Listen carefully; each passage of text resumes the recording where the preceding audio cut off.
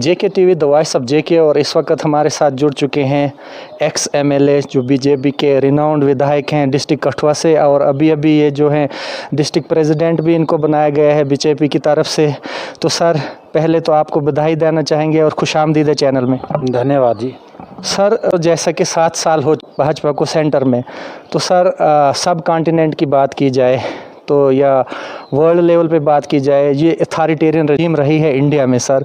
तो most talked sometimes controversial, आपसे review लेना चाहेंगे एक रिमार्केबल आउटस्टैंडिंग भाजपा का। देखिए, पहले मैं पूरे देशवासियों को मोदी सरकार के 7 साल पूरे होने पर सबको मुबारकबाद देता हूँ। पूरी भारतीय जनता पार्टी के नेतृत्व का भी धन्यवाद करता हूँ। डेवलपमेंट ओरिएंटेड गवर्नमेंट जो है दी है, आपकी जानकारी के लिए बता दें, जिस कार्यक्रम का नाम सेवा ही संगठन रखा है, तो हर प्रकार से पेशेंट्स की सहायता कर रहे हैं। हेल्थ डिपार्टमेंट की टीम्स जाती हैं, वो वैक्सीनेशन करने के लिए जाती हैं। उसमें भी हमारी भारतीय जनता पार्टी के कार्यकर्ता, हमारे ऑनरेबल डीडीसी मेंबरान, हमारे ऑनरेबल बीडीसी चेयरमैन, हमारे म्यूनसिपैलिटी के प्रेसिडेंट्स, हमारे सरपंचेस पंचेस, हमारे स्टेट के एग्जीक्यूटिव मेंबर्स भी हैं इस पहाड़ी डिस्ट्रिक्ट से। जितने भी हमारे विंग हैं बीजेपी के, सभी इस सेवा कार्य में जुटे हुए हैं। सर जैसे आपके जो भाजपा के चीफ हैं जम्मू कश्मीर रविंद्र राणा जी हैं, उन्होंने भी मीडिया में कहा है कि हमारे जो हैं कार्यकर्ता बीजेपी के तन मन धन के साथ इस काम में लगे हैं। पेंडेमिक चल रहा है सर, बड़ी आशा विषय है कि यहाँ भी हमारे तहसील में सर्ज हो रहा है। तो सर आपकी तरफ से यहाँ कोई सेंटर या कोरोना पीड़ित जो थे उनके लिए राशन या वेट फूड का कोई अगर डिटेल बताऊँगा। जी सर। हमारे पूरे पहाड़ी डिस्ट्रिक्ट में 279 पोलिंग बूथ जो हैं वो रूरल एरिया में पड़ते हैं, और 26 जो हमारे वार्ड हैं वो म्यूनसिपैलिटी के हैं, अर्बन में आते हैं। तो इन में से टोटल हमारे 282 जो हमारे पोलिंग बूथ्स या वार्ड्स में लाते हैं हम, उनमें आज 30 मई को एक साथ कार्यक्रम हुआ है। 165 लोगों ने सिर्फ इस पहाड़ी डिस्ट्रिक्ट में आज की कैंपेन में हिस्सा लिया है। मैं भी खुद क्वारंटीन में रहा, मुझे 2 बार क्वारंटीन होना पड़ा। एक बार फैमिली मेम्बर से आगे सहायता होती है, जिस तरह की हमने अप्रोच किया है, और ये कार्यक्रम हमारा चलता रहेगा अभी तक। सर जो ये ऑक्सीमीटर्स हैं, जैसे मैंने भी देखा सर, इसमें जो रीडिंग का 1 मिनट में वो 4-5 रीडिंग्स बदलता है। मैंने एसडीएम सर से भी बात की थी कि एसडीएम सर कह रहे हैं कि आप डायरेक्टर हेल्थ को लिखो, तो देखिए सर वो थोड़ा वेरिएशन आ रही। उसमें क्या होता है, जो ऑक्सीमीटर हमारे लोग यूज़ करते हैं ना, कुछ को एक्सपीरियंस नहीं है। नहीं सर, मैंने डॉक्टर से भी बात की, वो सब स्टैंडर्ड दे रहे हैं सर।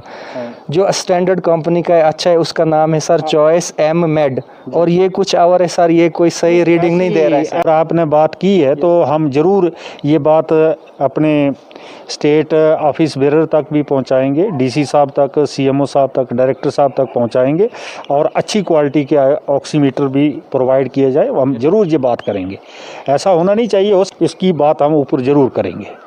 सर और क्या कहना चाहेंगे, जैसे बन्नी से सर हेल्थ मेंटेनेंस, तो ये आपके टेनवर में भी सर ये अनफॉर्चुनेट था कि जो कोलिशन रहा था उसकी वजह से आप कुछ ज़्यादा नहीं कर पाए जैसी एक्सपेक्टेशंस थी सर यहाँ की, तो कोलिशन प्रॉब्लम था। उसके बाद हेल्थ मेंटेनेंस सर वैसे ही चला आ रहा है सर, उसके बारे में क्या बताएंगे? जो हेल्थ सेक्टर है ना, उसमें मैं ये नहीं कहूँगा कि सिर्फ कोलिशन प्रॉब्लम ही था। इंफ्रास्ट्रक्चर चाहिए, जो हमारे टेस्टिंग इक्विपमेंट्स चाहिए, कुल मिलाकर जो मेडिकल फैसिलिटी हमें चाहिए वो हमारी रियासत में नहीं है, सफिशेंट नहीं है। जम्मू डिवीज़न की बात की जाए, जैसे लोगों का कहना है सर, जम्मू डिवीज़न में जो सर फिर अभी भी कंट्राडिक्शन हो रहा है सर। कश्मीर में तो अच्छा है सर सब कुछ, आप जम्मू से, क्योंकि लोगों का कहना सर, मेरा पर्सनल नहीं है सर, क्योंकि जम्मू अभी भी सर ये कहते हैं कि हम पॉलिटिकली यतीम है। तो सर क्या कहेंगे, जम्मू से इतना बूस्ट मिल रहा है फिर भी पार्टी कुछ न करे? ये तो हेल्थ सेक्टर में आप ठीक कह रहे हैं, कश्मीर में कुछ ठीक भी है, लेकिन जम्मू में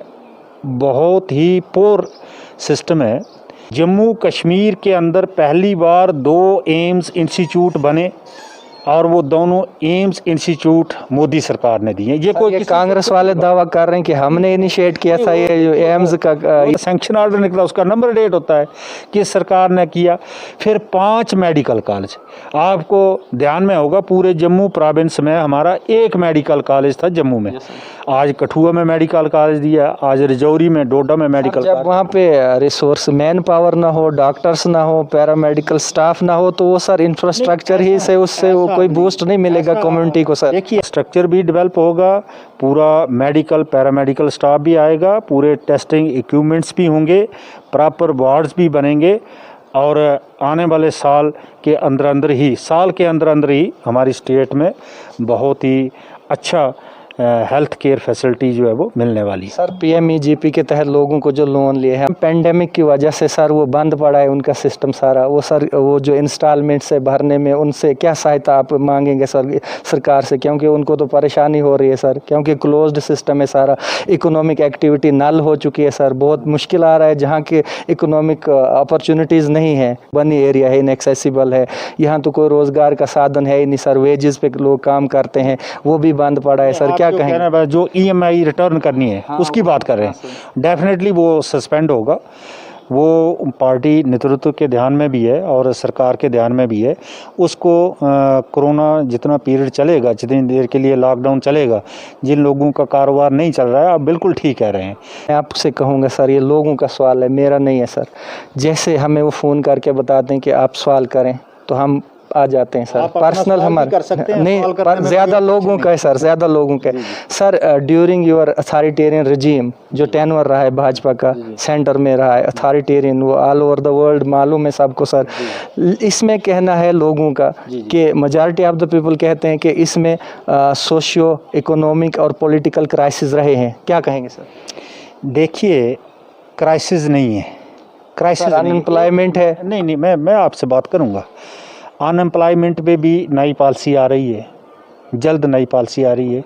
और एक चीज़ मैं ज़रूर मानूंगा कि जब ये डिमोनेटाइजेशन हुआ था, या जो इनफॉर्मल मनी था, यस सर, ठीक है ना, ये इनफॉर्मल मनी था, जब वो जो सीज़ हो गया डिमोनेटाइजेशन से, जब स्ट्रीमलाइन हो गया सारा सिस्टम, सर बहुत अच्छा हुआ था वो, हम भी अप्रिशिएट करेंगे अकाउंटेबिलिटी और ट्रांसपेरेंसी। लेकिन सर वो जो पैसा है वो कहाँ, उसकी ट्रांसपेरेंसी क्यों नहीं है? वो जो दावा किया गया था कि गरीबों को मिलेगा सर, वो क्यों नहीं मिल रहा है? तो देखिए जो पब्लिक मनी है ना, जो पब्लिक मनी है सर, उसकी ट्रांसपेरेंसी तो होनी चाहिए ना, कितना आया हमारे पास, जो काला धन था ये क्या? मैं आपको उदाहरण दूंगा।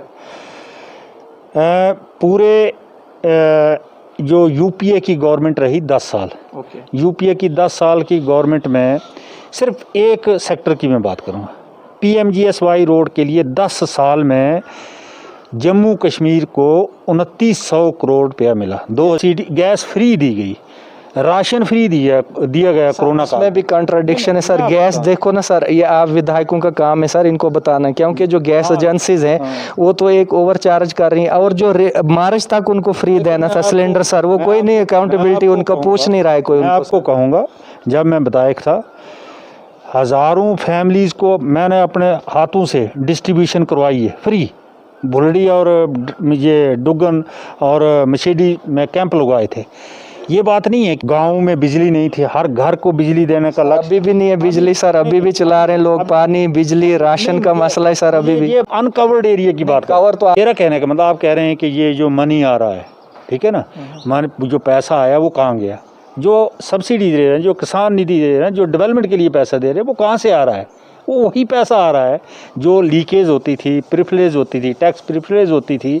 फिर आप देखते हैं कि GST आने के बाद जो टैक्स चोरी होती थी, कितनी तो सही है सर, लेकिन जो प्रधानमंत्री राहत कोष है उसको क्यों नहीं ट्रांसपेरेंट रखा है सर? लोगों को भी मालूम, ये सबका भारत कोष रहा है, पूरा भारत, ये हम नहीं है। ये एक अपोजिशन का नरेटिव बनाने की कोशिश है कि PM केयर जो है वो ट्रांसपेरेंट नहीं है। ऐसा कुछ नहीं होता है।